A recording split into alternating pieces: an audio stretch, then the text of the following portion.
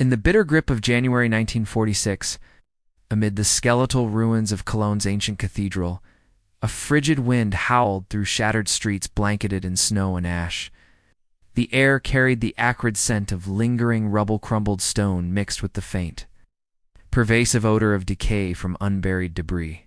A group of women, their faces etched with lines of exhaustion, huddled in threadbare coats, at their breath, forming fragile clouds as they queued outside a makeshift distribution center, hands numb from the cold, eyes hollow from months of unrelenting hunger. This frozen tableau in Cologne captured the essence of a nation's collapse, a moment where the weight of total defeat pressed upon the survivors like the unrelenting Rhine fog.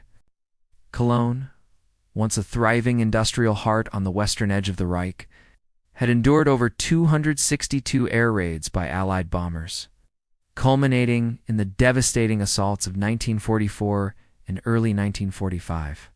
By March 6, 1945, when American forces of the First Army crossed the Rhine and entered the city, scarcely 40,000 inhabitants remained in a metropolis that had housed over 750,000 before the war. The bombings had reduced 95% of the historic center to rubble, displacing families into cellars and makeshift shelters. As the war ended in May, the Allied occupation zones were drawn. Cologne fell under British administration, yet American influence permeated through joint operations and supply lines. The immediate post-war period brought not relief but a deepening. Crisis food supplies, already rationed to near-starvation levels under the Nazis, evaporated amid disrupted agriculture and transportation. Farms across Germany yielded only a fraction of pre-war harvests, due to destroyed equipment, lost livestock, and the repatriation of forced laborers. In the American and British zones, daily caloric intake for civilians plummeted to between 1,000 and 1,500 calories, a figure that Herbert Hoover, in his 1947 report to President Truman, described as insufficient to sustain life without supplemental foraging or black market dealings. Hoover's assessment revealed that German food production in 1946 provided just enough for urban dwellers to survive on meager bread, potatoes, and occasional vegetables. With protein sources like meat or dairy becoming rarities, the harsh winter of 1946, 1947 exacerbated this, freezing canals and halting coal shipments, leaving homes unheated and bodies weakened. In Cologne, where the Rhine's strategic bridges lay in ruins, distribution networks faltered, forcing women, many now heads of households with husbands lost to the front or imprisonment, to scavenge amid the mountains of debris that symbolized the Reich's downfall. Amid this desolation, the women of Cologne harbored expectations forged in the crucible of propaganda and hardship. They had been schooled in the Nazi ideology of self-sufficiency and endurance, anticipating that defeat would bring only vengeance from the victors, perhaps forced labor, evictions, or outright starvation as retribution for the horrors inflicted. Across Europe, whispers in the queues spoke of the Morgenthau Plan, the rumored American policy to deindustrialize Germany into an agrarian wasteland, where survival would mean scratching sustenance from the soil like medieval serfs. They expected the occupiers to hoard their plenty, viewing Germans as irredeemable aggressors. Yet, on that January day, as a convoy of American jeeps rumbled into the square, laden with supplies diverted from military stockpiles, reality shattered those grim foreseeings. A young GI, his uniform dusted with snow, stepped forward with a crate of vibrant oranges fresh, impossible spheres of color imported from Florida groves via wartime shipping lanes now repurposed for relief. The fruit, untouched by frost, gleamed like forgotten suns in the gray winter light. One woman, a former factory worker named Elsa, extended a trembling hand as the soldier placed an orange in her palm. The weight of it, the textured peel yielding slightly under her fingers, left her speechless, her eyes widening in disbelief. She had not seen fresh fruit in years. Under rationing, such luxuries had vanished as early as 1940, replaced by ersatz, substitutes, and empty promises. The scent citrus sharp and invigorating cut through the stale air, evoking memories of pre-war markets where oranges arrived sporadically from Spain or Italy. symbols of distant plenty, now manifest in the hands of the enemy.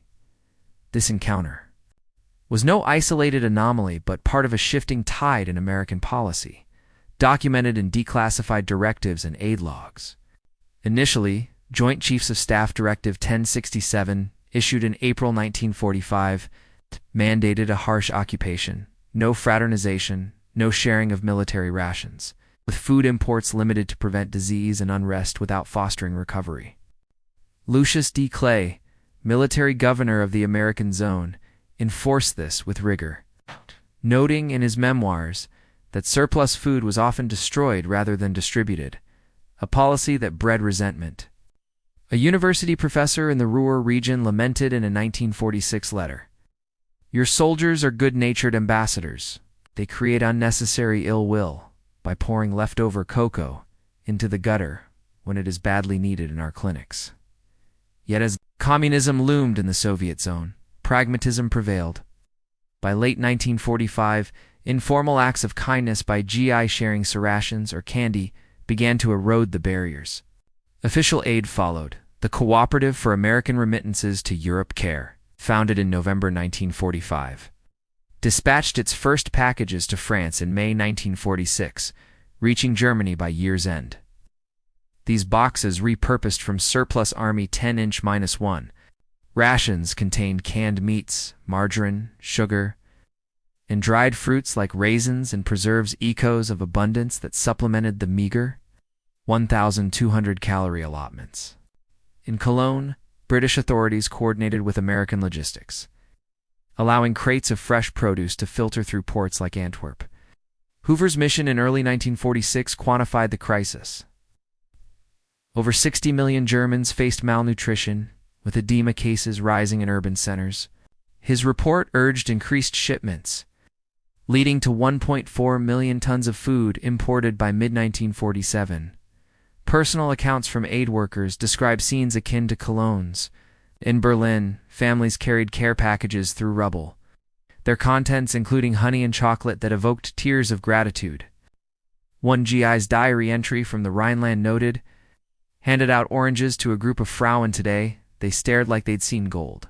Haven't had fresh fruit since before the war, they say." The orange, that simple globe of pulp and juice, became a recurring emblem in these narratives, representing the boundless fertility of American democracy. Peeled slowly in the dim light of a ruined apartment, segments burst with sweetness, untarnished by Europe's scarred fields, testament to vast orchards across an ocean, tended by free hands in a land untouched by bombs. In Cologne's queues, women passed the fruit hand to hand, the sticky residue on fingers a rare indulgence amid diets of turnips and synthetic bread. This symbol contrasted sharply with the Reich's failed autarky, where synthetic oils and famine rations had promised strength but delivered weakness. As Elsa bit into the orange, the juice start and revitalizing trickled down her chin, awakening senses dulled by deprivation.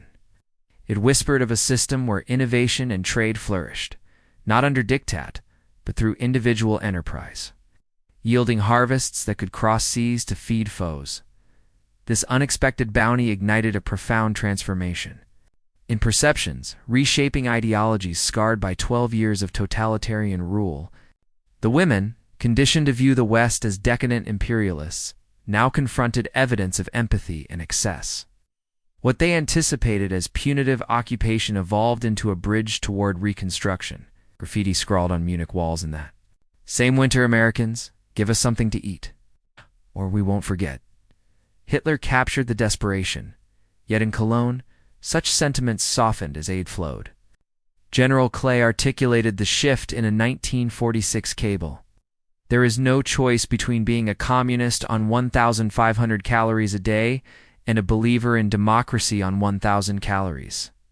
The orange, recurring in soldiers' gestures and early relief parcels, eroded the Nazi myth of racial superiority, revealing democracy's core, a society capable of mercy and material wealth.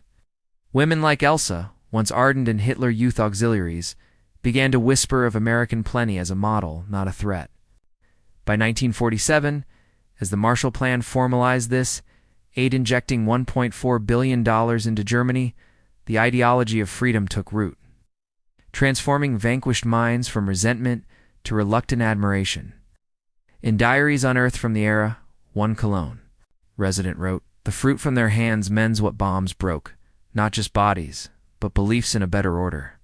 Yet, the emotional undercurrents ran deep, a quiet storm beneath the factual ledger of calories and crates.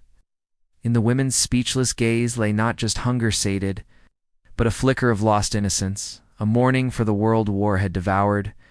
The orange's peel, discarded in the snow, symbolized discarded illusions, the bitter rind of propaganda, giving way to the nourishing core of human connection.